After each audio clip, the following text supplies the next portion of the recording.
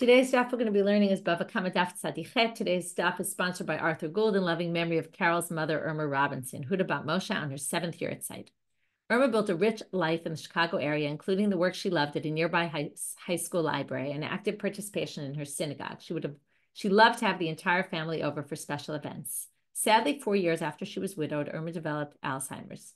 Carol and her sister Debbie were blessed that though her illness progressed, she never forgot who they were. Okay, we're going to get started now with the economic. Basically, this is like a course in a class in economics. At least we're going to start off with it. At the end of Daf Tzadi Zayin Amud, but there's a question asked. Rava asked Rav Chisda. Ba'amine Rava me Rav Chisda. Halmoveh et chavero al hamatbea v'hosifu alav ma. So we had an arrangement. I loaned you money. You were going to pay me back. Let's just call it 10 slaim. Okay, the coin of those days, 10 slaim. What happens? They took the sela, okay, and it was made up of materials. Now, nowadays, our coins are not really valued at what the materials are in them, right? But just what they're symbolic of. But in those days, what they did in this case was they added to the coin. So if it was, let's say, a silver coin, they added more silver to it. Okay, so it now weighed more, which means it was worth more. So there's actually a difference physically in the coin itself. So now, it's a difference both physically and it's a difference in terms of its worth.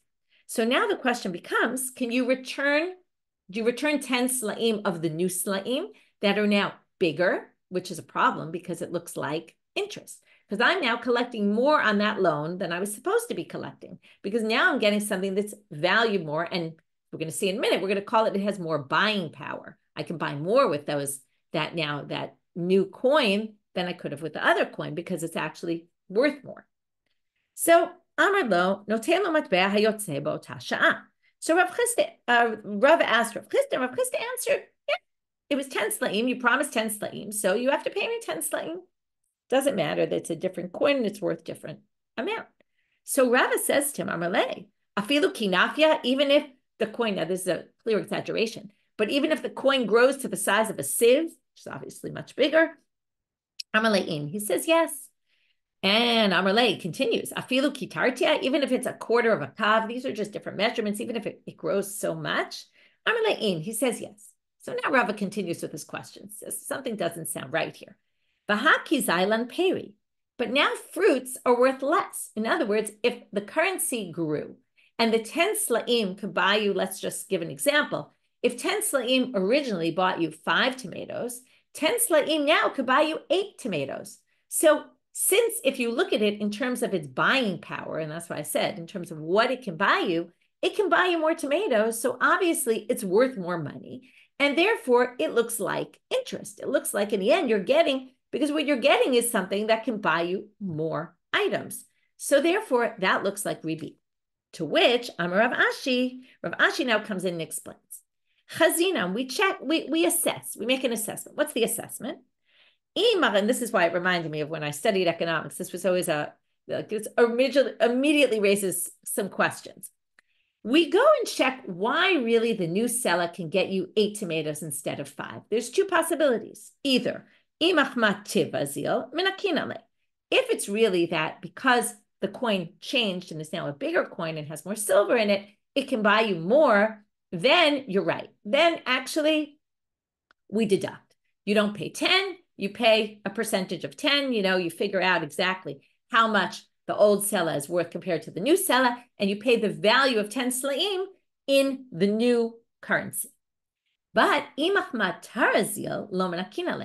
look and you see if the value in the shuk changed for tomatoes. Rashi explains, let's say it was a great rainy season, there were tons of tomatoes. We all know supply and demand. If there's a huge supply, then the demand goes down and the price drops. So if I can now buy more tomatoes because the price of tomatoes dropped, then that's a different story. Then that's not interest. The fact that I have more buying power has to do with the prices in the shuk. Okay, now why do I laugh at this? Because when I was learning, I only got to some basic economics courses. And in the beginning, they always say, just assume things remain the same, and assume. You can't assume anything. In other words, of course, it's a combination of factors. It's not one or the other. So it's very hard to understand this answer, but a possible way to understand the answer is what they're saying is, The whole question is, does this look like rebate or not? Now, if the price of tomato dropped because there was a great season and there were tons of tomatoes in the shuk, then it doesn't exactly look like rebate. The fact that I have more buying power and I can buy more tomatoes with it doesn't necessarily look like there's interest because there's some other factor going on. And maybe that's a way to see it, that we're not talking about 100% this is the reason or 100% that is the reason. It's obviously a combination of factors. But it could be that that would preclude us from having to worry about it looking like interest. Because anyway, this isn't really interest. It just looks like interest. And that we're going to get to what is exactly interest, what looks like interest when we get to the that chapter of Ezu Neshef in Bava Metzia. Right now, we're just kind of touching on it. But then they say, what are you talking about? In the end, it's clear because you now have silver coins that have more silver in them and obviously can buy you more. So even if it was partly influenced by the price of tomatoes dropping because of tomatoes per se, it's still affected by the fact that this is now a bigger coin, in which case you're getting back more, in which case this looks like interest, in which case you don't return 10 slaim of the new currency. And that seems to be the conclusion. Ella ki hadra, and then they say it's like, this is a weird ella, but it's saying this is, in other words, since it's shevach, it's clearly gone up because naska is the brick of silver, right? Because of the amount of silver in it. Ella ki hadra papa v'Rav Huna bered Rav Yoshua. We're now going to see a case where avid uvda bezuze. They had an issue with zuzim. Agardimis taya. They went to Argardimis, who was they say a Yishmaeli merchant, and he had the old one and the new one, and they were able to value exactly what the difference is. Ad asara b'timnaya, and he assessed that it was 10 of the old slaim were worth 8 of the new. And what they basically, now there's a bunch of ways to understand this line, but the simple understanding, and then I'll complicate it a little bit, is that in that case, they evaluated the 10 slaim were worth 8 of the new. And basically, if it was a loan, right, you would pay back 8 of the new instead of 10 of the old. Okay, if the loan was for 10 slaim, you would pay back 8 slaim. Okay, because that's what it was valued at. But it says, some people understand this, that at that ratio, at that big difference, already it's going to look like interest, and therefore you only pay the value and you don't pay 10 slaim. You evaluate. If it's 10 to 9, okay, that 9 old slaim are worth 10, then it's a minor difference, and then you would actually pay the exact amount that was said in the original contract. So if 10 old slaim were worth 9 of the new, you would actually still pay 10 of the new. Some people say, no, it just was the case was 10 to 8 or 8 to 10, however, which way you look at it. 8 of the new is equal to 10 of the old. But any difference, you would basically say it's going to look like interest and just do it in terms of its value. So there's a debate about where we draw the line here, or do we draw a line? Or is it always going to be based on the value and not X amount of both currencies are going to be the same? No, because they're clearly not the same. Moving on now to 4 halachot of Raba. They're going to be discussing grama or maybe garmei. We'll get back to garmei, okay, which is a whole debate what exactly garmei is. But grama b'nezikim, which is indirect damages.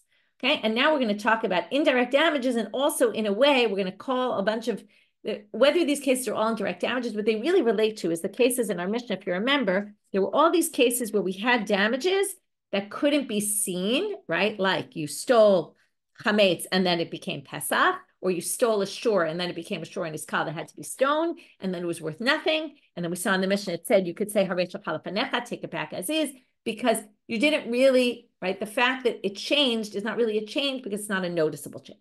So now we're going to talk about things relating to that, some directly, some a little less directly, and all somewhat seem to be related to this issue of grama b'nezikin, although there's a bit of a debate about whether they all are or not. Structure of 3 of the 4 are going to be like this. Raba with a hey is going to say something. Rava with an aleph is going to question him, and Raba with a hey will respond. Only in the 4th one, it's a little bit different, but it's also a statement by Raba. So let's start with our 4 cases. Amar Raba. If I throw your coin, we're standing on the street, I throw your coin into the Mediterranean. I'm exempt. Why? Okay, it's a little strange. Well, my time, now what am I exempt from? We'll see in a minute. Ibayit shakle. I say, look, it's right there. Go get it. Okay. It's like you can see kids playing, and one kicks, the other's money, and then they say, give it back to me. And say, what do you mean? Go get it yourself. Now, go get it yourself might mean you might not know how to swim. You might not know how to find things or dive down to the bottom. You might have to hire a scuba diver to go down and get it. Okay. Which means you're going to have to spend money on this. But the money you're going to have to spend is really grama. I did the act of throwing a coin into the water. That caused a financial loss to you because you now have to go hire someone, but I'm not responsible for that. Crazy to think, but that's called grama b'nezikin. So hane mile, but they say, just so you know, this is only b'tzlulim if the water's clear, because if the water's not clear, right, the kachadile, because then you can see it, you can find it, right? Imagine you throw something into the water and you can't see anything, right? Avalachulin, if it was muddled waters, the lo kachadile, lo. If you can't see it, and if I kick your coin in there, I can't say, oh, go find it when it's not really easily found. And in addition, this is only the adya aduye, if I kicked or rolled it into the water. Aval shakle biyade, but if I picked it up, what did I do? I did an act of acquiring. Hagbaha, once I acquire it, migzal gazle. At that moment, when I pick up your coin and I lift it up, I've done an act of acquiring, which means I'm a thief now. Now, if I'm a thief and then I throw your coin into the river, well, hashava b'ayvei, I have to return it to you because I have an obligation when I stole it. If I just kick it in, I didn't actually steal it because to steal, I have to do an act of acquiring, and I didn't do an act of acquiring. So that's a few modifications of it. But back to the basic law, that your coin that I rolled, kicked something into the water is really yours, okay? And therefore, I don't have to do anything. Mativ Rava says, I don't understand. This contradicts the following source. We're talking about Maser Sheni again, redeeming Maser Sheni money onto a coin. With what coin can I use or what coins can't I use? You can't do it on coins that are not in your domain, in your what's considered in your domain. If you have money really far away, Swiss bank account, for example, or your wallet fell into the Mediterranean, and you say, my payroll Maser Sheni are going to be on those coins that are sitting in the bottom of the Mediterranean or are in a Swiss bank account. Can't do that. Okay, maybe Swiss bank account you could do today because they're easily accessible. Okay, but in those days, right, then you could do easy bank transfers. But in those days, right, far away, it was far away, out of hand. So you can't do that. Rava says that's not a contradiction. So in other words, what does this seem? This seems like money that's far away, out of your reach, isn't really yours. That's why you can't use it to redeem your Maser Sheni money. But money that's far away, according to this, is still yours, right? I throw your thing into the sea. That's your problem. It's yours, basically. I don't have to return it to you. So Rabba Shani Linya Maser Debina Matsoy Biyadecha. No, Maser is a unique halacha. It has to be in your hand. Derachmana Amal. The pasuk says, and you bind the money in your hand, and you don't have that if your money's far away. That is a unique halacha for Maaser, not relevant in this case. If I take, now we're going to have to understand exactly what this means. Right now, it's using the word to sand down, okay, but we're going to say it doesn't really mean that. I'll already kind of explain what it's going to mean. If I ruin well, let's use it a general term and then we'll get more specific.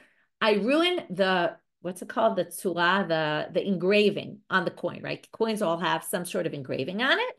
I ruined that. Okay, the image, thank you. I ruined the image on your coin. I'm exempt. Now, what happens with this coin? You ruin the image, can't be used anymore. That's indirect damage because I caused you now to have a coin that's not worth anything. So my time, but in the end, I didn't really do anything because I didn't damage it. Now, it's a little strange. What does damage mean exactly? So that's what we're going to get into. This is if I took some kind of implement like a hammer and I smashed it, but not that it broke. I just kind of, not even smashed it is the word, but I softened, right, the image. Now, the image is flat, okay? But I didn't actually take anything away from the coin itself. Now remember, use the word shaf, which really means to sand. If I sand down some of the coin, remember, in those days, the value of the coin was how much silver or copper or whatever it was in the coin. So I basically made your coin smaller. I actually did physical damage to it, which causes obviously monetary damage, but I caused the monetary damage directly because I made the coin worth less. But if I don't do any physical damage, now flattening the image is not actually real physical damage because I didn't change. Now, of course I did, but that's indirect. That just means the coin is no longer valued at what it was because it's missing the picture, the image. But it still got the same amount of silver in it. I didn't reduce it. If I sanded down the image, that would be a different story because then I reduced the value of the coin because there's less silver in it. So that's the big distinction here. Now go back to the main halacha. Ashach matbea shel chavero, you're going to be exempt. What did I do? I didn't do any actual physical damage, but it did cause monetary damage. Well, Mativ Rava says, what about this case? This seems to contradict you. And the first part of it is going to be the important part. The second part is just added because of the first. And this is something we learned before. I hit you on your eye and I blind you, or on your ear and I caused you to go deaf. If you were my slave, you go free. Now this is damage, but there's no noticeable damage. It's like the tzula. I didn't do anything to you physically. I did. I hit you, but nothing changed in the look of your eye, in the look of your ear, but I caused you to go deaf or caused you to go blind. But if I hit you near, okay, before we even get to this, because like I said, this second part isn't important. What do you see here? I didn't cause you any physical noticeable damage, but I am actually liable, just like in the case of the coin.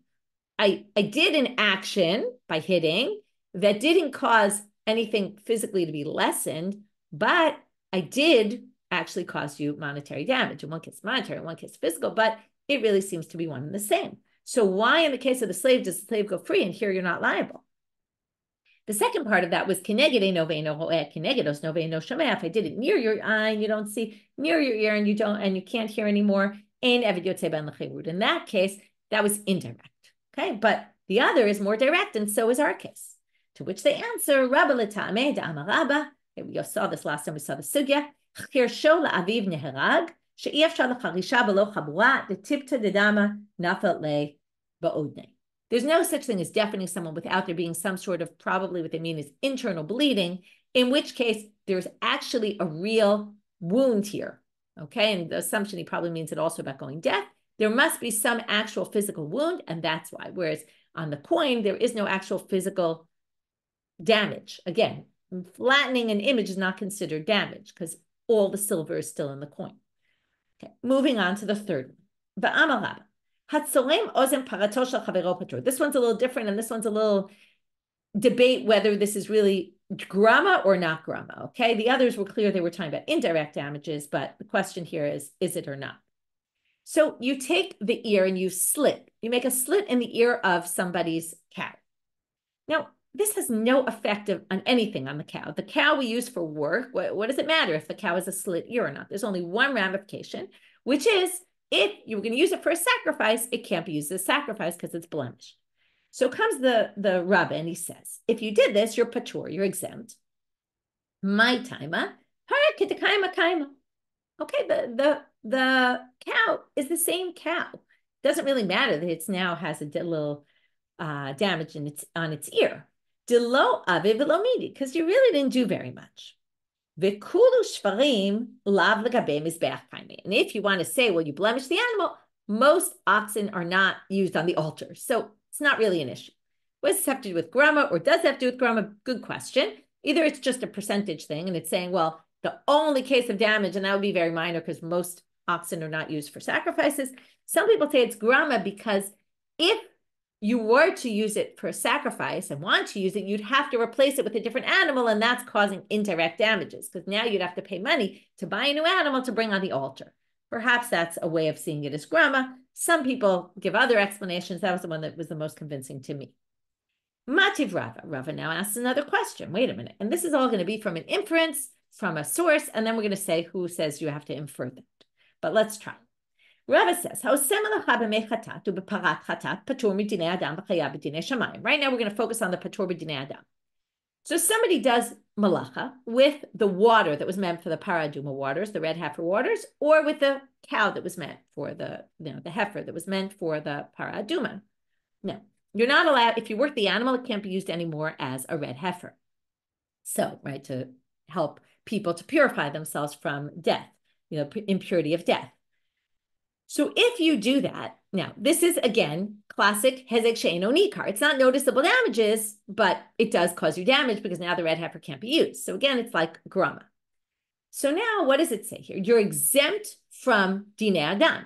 In a court of law, we can't obligate you, but you're chayav b'dinei shamayim. You did something wrong, God will punish you. But the point is, you're patra midinei adam. So now they focus on melachahu de lo min karazeka. It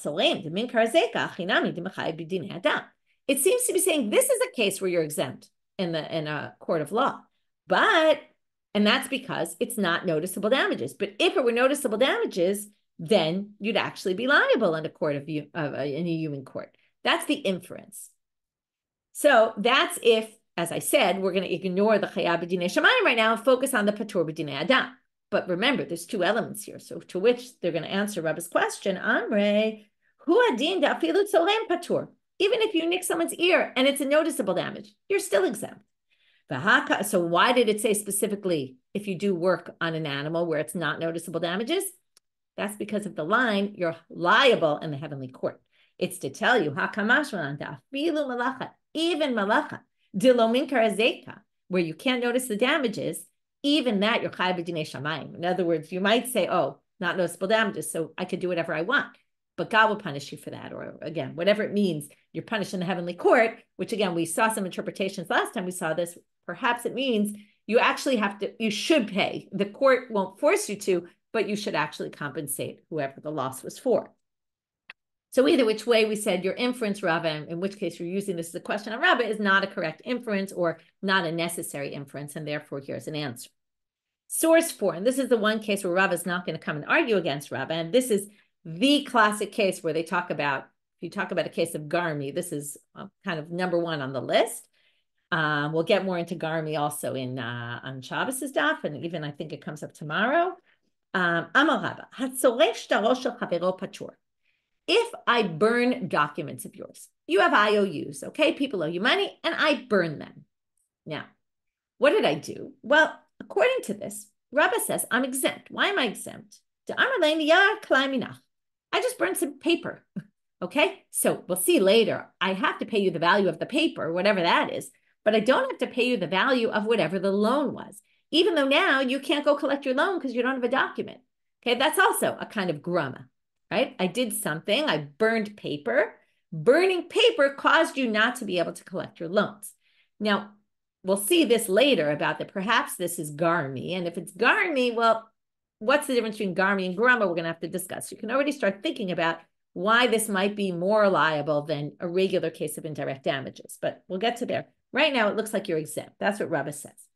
Rabbi Barhama says, what are you talking about? I don't understand. What exactly is the case? Turning now to Amud Bet. If there were witnesses that know that you have a loan out with whoever, so-and-so, so we have witnesses, the witnesses come, say this guy owes this person money, you could just rewrite a new document and what's the loss, okay? They know exactly who the loan was from, and who the loan was with, and how much money they owed. If there are no witnesses, so how could we even think to make me obligated if I burnt a document of yours and we don't even know what it said in it? Of course you can't obligate me. There's no proof of what it was said in the document. To which Rava explains, in this case, Rava's not arguing with Rava, Rava's actually explaining Rava. This must be a case where I burnt your documents, but we trust each other. Okay, why I'm burning your documents, if we have trust between us, I don't know. But we have a relationship, and what it really means is we both agree that I know that I burnt your document and it said in it that so-and-so owed you money and this was how much money. And you agree also. And we have a trusting relationship that there's no argument over what it said in the document. That is an agreement by everybody and they trust each other. So that's fine. Okay, that's not the issue. The issue is if it's clear what it said in the shtar, even though there weren't witnesses to rewrite it, but we have this trust, then the question is, now, by the way, this is interesting. If I claim it says in the shtar that someone owed you money, and you agree with me that we could be like making a lie and trying to get someone to pay you money. So we're not talking about that you could actually get the money back. It's just that between the two of us, we agree. So now the question is, so do I have to compensate you for that amount or not? And Rava says no. So now we're going to try to understand what's the issue of Rava. And does everyone agree with Rava, or is this an issue of debate? And if so, what's the debate? We're going to have two different understandings. The first is Rav Dimi bar Chanina. I'm Rav Dimi bar Chanina. Rava machloket Rabbi Shimon v'Rabbanan. And this, a bunch of things in today's daf are going to be a review of sugiyot we saw before. This is actually a debate between Tanaim, and Rava sides on one side of the debate with the rabbis. LeRabbi Shimon de'amar davar hagorem lemamon kimamon dami mechayev. If you remember, Rabbi Shimon holds, if I do something that causes you a direct financial loss, which this did, that this is, I burnt your documents, which now causes you to have to pay money out of pocket, right? Or lose money out of pocket. You're basically losing this money. This has value. I destroy it. It means there's a loss of money here. So this has direct effects on money. That is considered like money. So it's like I basically caused you a loss of 100 shekel. Let's say that was what the loan was for. And I'd be liable, which means that Rava, who holds I'm exempt, doesn't hold by Rabbi Shimon. The rabbis say, no, this is indirect. Yes, I did something. It causes you a loss, but that doesn't mean that I have to compensate you for it, right? Where do we see this? For example, if you had an animal and you said, I'm going to bring an animal on the altar, and then you separate an animal, you took responsibility, and then the animal, right, I destroy, right, what was the case exactly? But I destroyed the animal, and you now have to bring a different animal in its stead. Okay, so, but it would have to be a case where the animal itself wasn't worth anything. Maybe it was I forget exactly the details now, but it's something that causes you to have to take money out of pocket or lose money in this case. So now, so if you hold by the rabbis, lo machayev, and that basically Rava is holding, what we're saying now is what Rava holds is only the rabbi's opinion. Rabbi Shimon happens to disagree. But we'll see a good example of it in a minute about chametz shavar lava pesach, okay? Matkipla Rav Huna Bereid Rav Yoshua. Rav Huna Bereid Rav Yoshua says, no way, no how. That's not what Rava said is not a machloket between the rabbis and Rabbi Shimon. Why? Because imur deshamal ela Rabbi Shimon davar hagorem lemamon kimamon dami b'davar she'ikaro mamon. Rabbi Shimon only says it in an item that inherently has monetary value, as opposed to our case, where the document itself has no inherent monetary value. The document is just symbolic of money. It's almost probably they would call our money, right? Our bills don't have any inherent monetary value. It's a piece of paper. It's what it symbolizes that has value. So that is a very different story. When Rabbi Shimon and the rabbis talk about davar hagorem lemamon, is it like mamon or is it not like mamon? It can only be, or at least they're suggesting, it's only in something that has inherent monetary value. A document doesn't have any inherent monetary value. A document is a piece of paper, which has value, but very little value, not the value that we're discussing. So if it's davar she'ikaro mamon, then and this is kid Rava. How do we know this? Because Rava himself explains that the machloket is in a case of chametz shavar lava pesach. So here we're going to get our example of davar hagorem lemamon. Te'amar Rava gazal chametz lifnei pesach uba acher v'sarfo b'moed patur. Chametz before Pesach, okay? I steal your chametz. I steal a loaf of bread, and then let's say a loaf that can last a long time. Otherwise, it'll rot. But let's just say I steal a loaf of bread, and then what do? Somebody burns it, the one that I stole, on Chol HaMoed, okay, on the holiday. Now, chametz on Pesach.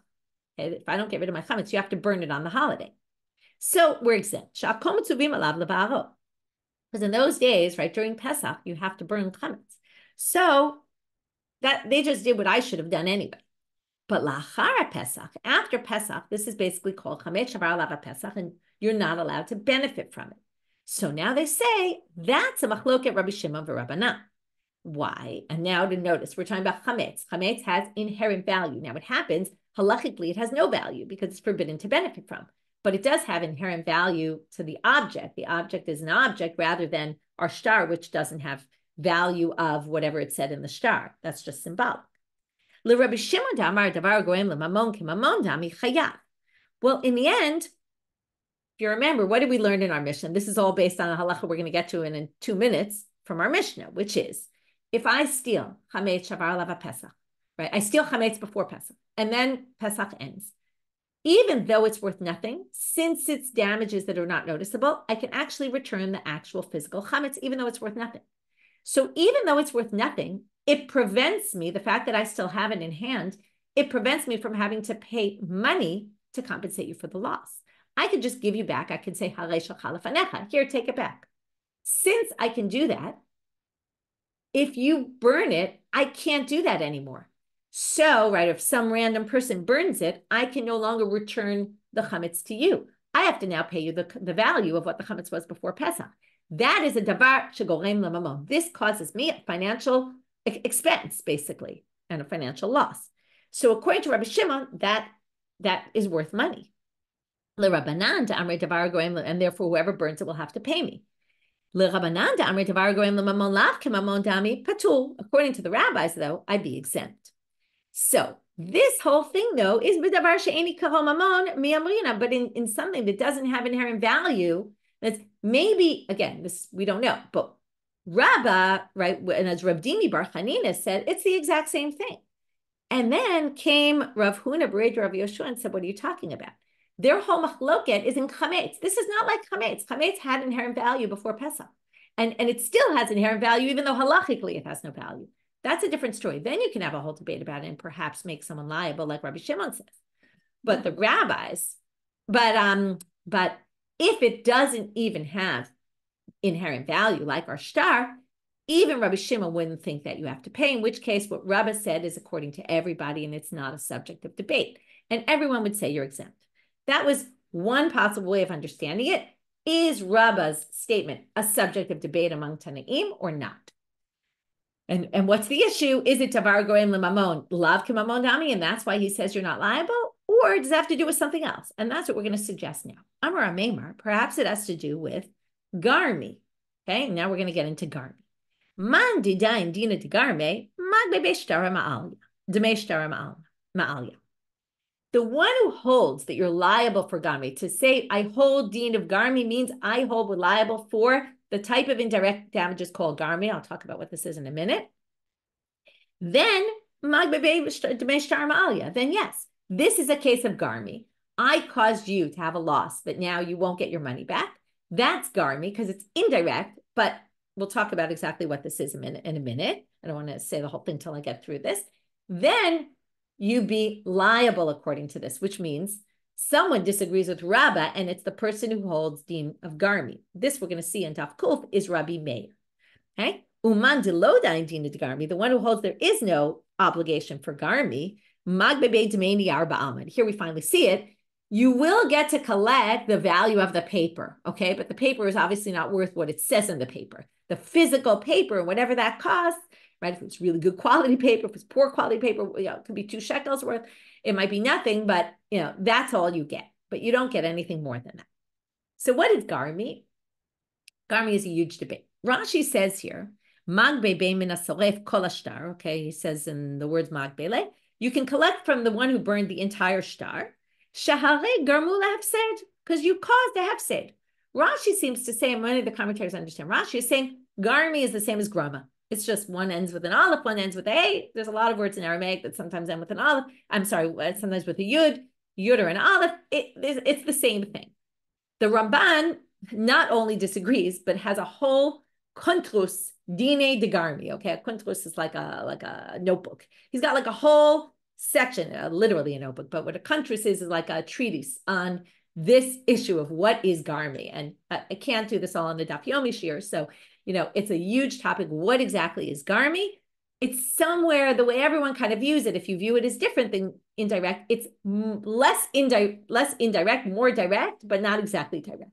And this is a good example of a case because I burnt a shtar, I did some action, although soon we're going to see maybe doing an action doesn't really put in the category of garmei, that's more direct.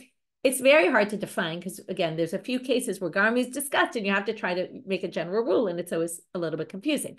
But I caused you actual damage because now you can't collect. It's much more direct than a case of indirect. So you have to figure out exactly what the differences are. But that, it seems to be the easy way to define it, is it's more direct than indirect, but not fully direct. Okay, we'll leave it at that. Now we're going to move back to the case in the Mishnah, chametz v'avar alav pesach. So now we have this case where I steal your chametz. It was worth something. Now it's worth nothing because I left it over Pesach. I can still say, oh, it's yours. And we're going to have a debate. Mantana. Who's the one who says that I can just give it back to you when it's an isur hana'ah? Like, now this is forbidden to benefit from. I could just give it back to you, even though it's really worth nothing. So is it everyone or is it a debate? So Rav Chisda is going to say Rabbi Yaakov.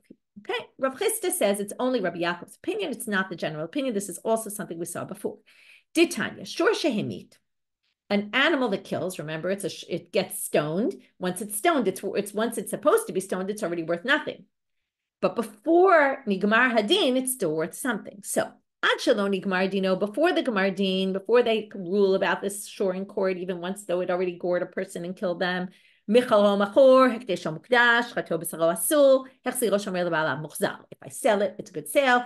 I can sanctify it. It's sanctified. I can slaughter it, and the meat is permitted. And if someone gave it to me to watch, and it gored someone and became, but wasn't yet convicted, I could just return you the shor as is. But misha nikmar, once it gets ruled as shor niskal, and this would now be a tzasor b'hana'ah. I sell it, it's not a good sale. I sanctify it, it's not valid. Shchato, if I slaughter it, I can't eat the meat. If I return it to you, if you gave it to me to watch and I return it to you, that doesn't count. That means I can't say, just take it back. But Rabbi Yaakov Rabbi Yaakov says, I can do that. So here's a debate, and obviously Rabbi Yaakov matches the opinion in our Mishnah, that even though it's worth nothing, you could still return it. My love, is this not the root of the machloket, exactly our issue? Did Rabbi Yaakov savar omrim b'isureana hareishal chalafanecha? Now remember, what are we talking about here? It became forbidden to benefit from halachically, but there is no noticeable damage. This is what it's all about. Hezek she'eno nikal, it's not noticeable. That's exactly what our Mishnah was all about. It's not damages. We don't view it as damages, and therefore you can just give it back because it looks the same. The Rabbanan hold differently. Savre ain't omrin b'surana reishal chalafanecha. No, even though it's not noticeable damages, this is worth nothing. Of course, you can't return it because he views non-noticeable damages as a significant issue. And that's what Rav Chisda thinks, that there's a debate about this. Rava totally disagrees with Rav Chisda. Amarle Rava lo. Everyone agrees that non-noticeable damages are not considered damages. Of course, you can return the item even though it's worth nothing. If they wanted to talk about Isurei Hana'ah in this machloket here, they should have given a more general case of chametz b'Pesach. The fact that they took, which was the other case we talked about, right, where it's not noticeable damages, it looks like chametz, it's the same, it looks like it was the same before, but it's not able to be eaten. But why did they pick a case of a shor? Now, you might remember this. We explained this machloket back then when we learned this a different way.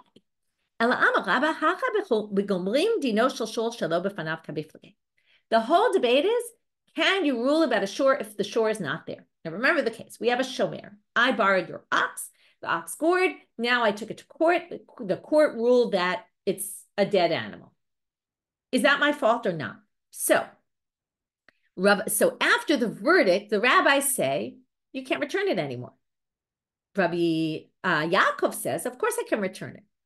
So Rabbanan savre en gomrim dino shel shor shelo b'fanav. The rabbis say, you can't return it. You have to return the value because you, as the shomer, did something wrong. What did you do wrong?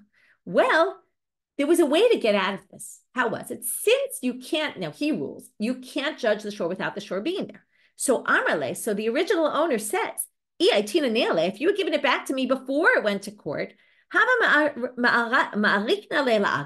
have had to go to the marsh where all the other cows are there. It would have gotten mixed in, or oxen are there. No one would have been able to identify which one is mine, and they never would have been able to bring him to court, and he never would have turned into a shor niskal, and I would have saved my loss. Now you gave it to the court, and now I have nobody to talk to about it. It's a done deal, and it's your fault.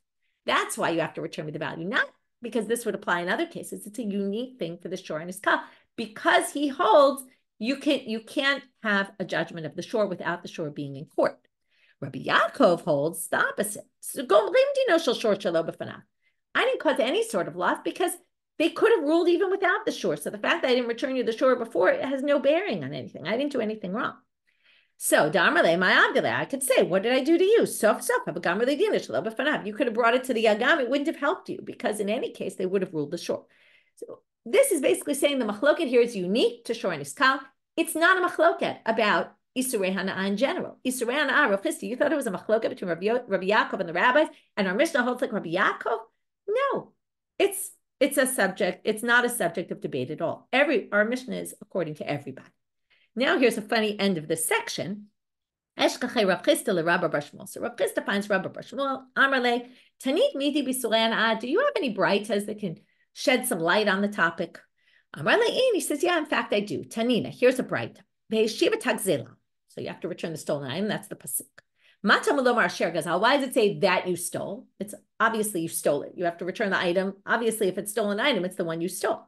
Yachzil ke'en shegazal. You have to return it the way it was when you stole it. Mikan amru, from here they learned, gazal matbea v'nifsal. If you stole a matbea, this is all the cases of our Mishnah, and it became, it wasn't used anymore. Peirot v'rekivu, fruits and they rotted. Yain v'chmitz, wine and it spoiled. Now, these two are supposed to be the other category. There's something not right about this brayta, but we'll get back to that in a minute.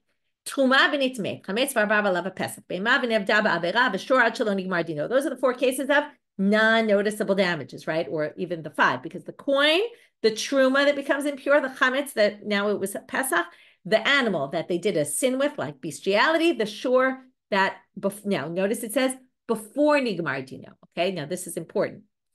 Omer lo haresh chalfanecha. You say here, take it back. Now, who is this according to? Remember, here it says only before it was nigmar adin. Once nigmar adin, no. So man shamat amar ad shelo nigmar dino im mishin nigmar dino lo. Who's the one who distinguished between the gemar din? That was Rabbanit, because Rabbi Yaakov said it doesn't matter. Vikatane, and what does it say here? Chametz v'avar lava pesach omer lo haresh chalafanecha. So what do you see? Number one, this is the rabbi's opinion. Number two, when it comes to regular isurei hana'ah, he says haresh chalafanecha, take it back. So what do you see? The rabbis clearly hold that in all isurei hana'ah, you can just say take it back.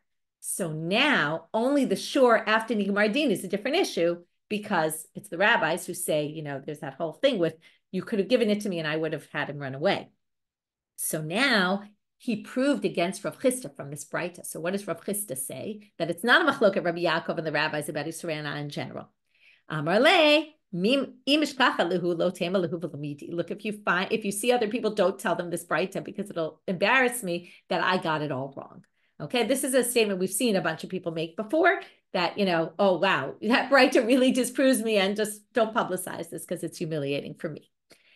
Peirot v'rekivu omer lo haresh chalfanecha. Now they just go to that one line that makes no sense because peirot v'rekivu and the wine that became vinegar, this doesn't make any sense. This, we said, is noticeable damage. So they don't really deal with the wine, although there's a letter by the wine that actually changes it, which means it didn't really turn to vinegar. It was something much more minor. But perov v'rekivu, hatzna perov v'rekivu mishalem kshadak zela. It says, what do you mean? You can't return it. You have to return it the value it was originally because now it's totally rotted and it's noticeable damages. Amar papa kanshu kivu kulam, kanshu kivu miksatan. It's a difference between if you have a pile of fruits and a bit of them are rotten, that's typical. And a typical pile of fruits is always some that rot. That's not called a shinoi that's kona. That's not noticeable damages at all. That's just expected. Okay, so that modifies it to make that line make more sense. And then again, you'd have to, why didn't they ask about the wine? Maybe there was a different version. There's a few different versions of the wine case. Okay, moving now. So this was all really taking our Mishnah. Was our Mishnah only Rabbi Yaakov, according to Rav Chisda, or is our Mishnah all the opinions, which we in the end proved based on a brayta, that really the Mishnah is according to everybody? And just by the shore, you're going to have a unique case about that machloket Rabbi Yaakov and the rabbis is specific to the ox, because there, this unique halacha, does the ox have to appear in court or not? Mishnah. Natan umanim l'takem v'kilkalu. This is, okay, if you ever say, right, how relevant is the Gemara in general, right? Someone even just wrote me yesterday, these cases are so relevant, and this is really typical. You bring, right, your clothes to the dry cleaner and they ruin them. Okay, so natalu manim l'taken, you brought them something to fix, bekilkalu, and they destroy it. Chayavim l'shalem, they have to pay you for it. Or if natan l'charash, you gave to a carpenter shidat teval midah, some sort of closet, l'taken, to fix, bekilkel, and they ruined it, chayav l'shalem. V'habanai shekibel alav l'shtoret hakotel, a builder who says, I'll knock down this wall. V'shiber avanim, and they broke stones along the way. O shehizik, or they knocked down the wall and it fell on somebody and caused damage to the person. Chayav l'shalem, they have to pay. Hayas soter mitzad zev and afal mitzad achil. But if it was grama, indirect, they knocked down one part and it caused some other part to fall, that already patur, they're exempt. But if it was more direct, like as they hit it, right? Sometimes you hit something and then slowly, something loses balance and it eventually, that's indirect. But if while you were doing it, it broke, then that would be more direct and you'd be liable. Here comes in Rav Asi. I'm a Rav Asi. Lo shanu ela, the first case. Now, it's a good question. There's two cases in the beginning. You give it to someone and they destroy it, or you give a carpenter a shidat teval migdal and they destroy it. Sounds like the same thing. So, I'm a Rav Asi. Lo shanu ela, shenatan l'charash shidat teval migdal lin'otz bahem masmir v'nat'atz bahem masmir v'shibran. You gave them something already built to fix. When it said in the first case, it didn't really say what you gave them. It says you gave them something to fix and they broke it. It means you gave them like a shidat teval migdal, to put some new nails in and they broke it. Aval natan l'charash, but what is it not talking about? You gave him eitzim, wood, raw materials, la'asot shidat teval migdal. You gave them raw materials to build a closet, and then they built a closet, and then they broke it before they gave it back to you, patur. They don't have to pay you, they have to pay you the value of the wood, but they don't have to pay you the value of the closet that they built. Why not? It's a very interesting concept. Uman shkonet b'shevach kli. The reason is because how does it work when I give you my wood or I give you my material to make a dress out of? While it's in your possession, it's yours. And I'm basically, when I pay you the money for the dress, I'm basically paying you as if I'm buying the dress from you. It's not, I gave you the raw materials, you turned it into a dress. While it's a dress in your possession, it's yours. Only once you sell it to me, when I pay you the money and get the dress, then the dress becomes mine. Which means that if the dress got ruined by you, well, after you made the dress, before you gave it to me, it's yours. So I don't get the dress, the money of the dress. I just get the money of the raw materials back. And that's because of this concept of uman koneh b'shevach kli, to which the Gemara is going to question this from our Mishnah. Tanan, you want to say the first case in the Mishnah is I gave you a shidat teval migdal to do something with and you broke it. But that's the second case in the Mishnah. Why would the first case be the same as the second case? Tanan, natan umanim v'kilkalu chayavim l'shalem. My love, is it not diyabu le'etzim? It must be you gave them raw materials, they built something and then broke it. So they say no, it's shidat teval migdal, to which they say. But how could you say you gave them a shidat teval migdal? That's case number two. Case number one and case number two can't be the same. Hami dekatani seifa shidat teval migdal michlal dereisha eitzim. So they say it must be the first case which you gave the raw material, because what else could it be? Amrei perusha kamefarish. No, the Mishnah is two sentences that one explains the first. Ketzad natanu manim letaken v'kilkalu chayavim l'shalem kigon shenatan l'charash shidat teval migdal. Okay, that's where we're going to end today. The second sentence is coming to explain the first, and then we're going to try to prove it further. So Rav Asi basically said, don't think the Mishnah is talking about you gave someone raw materials. No, it's that you gave them something that was complete, and then to fix, mostly complete, and then they broke it, then they have to give you the value of the item built. But if you gave them raw materials, they built it, they don't have to. Okay, quick review of the parts before this section, because I just reviewed that section. We started with that economics question about the currency changing, and is it interest or not? We have 4 cases of Rava about indirect damages. On 3 of them, Rava questioned and we answered. The 4th, then we had a whole debate. Is it a debate where Rava said? Is it a debate about davar hagorem l'mamon k'mamon dami, or is it a debate about garmei? In the end, we seem to conclude. Then we went back to the Isurei Hana'ah. Is our Mishnah one opinion of Rabbi Yaakov, or is it, according to everybody in the Rabbi Yaakov rabbi debate, is only about the shor and iska? That's a basic quick review of our daf. Bit of a long daf, but wishing everybody a good day, b'sorot tovot, and almost chodesh tov.